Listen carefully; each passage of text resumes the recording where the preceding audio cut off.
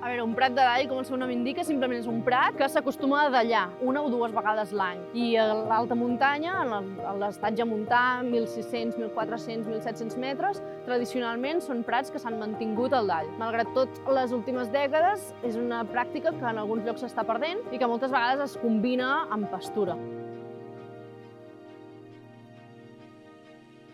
Nosaltres aquí ens centrem en prats humits de molínia o herba roja, que en general quan creix i no es dalla, creix amb molta magnitud, acaba fent uns torredons, unes gleves força altes, acaben sent la principal herba que veus.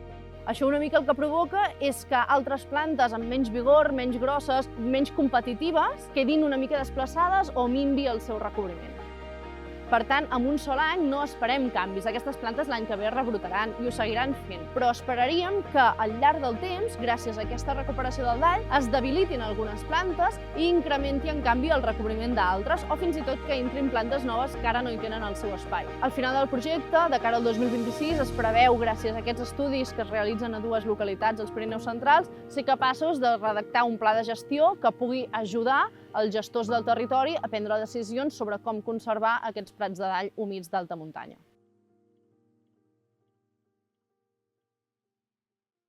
With the contribution of the LIFE program of the European Union.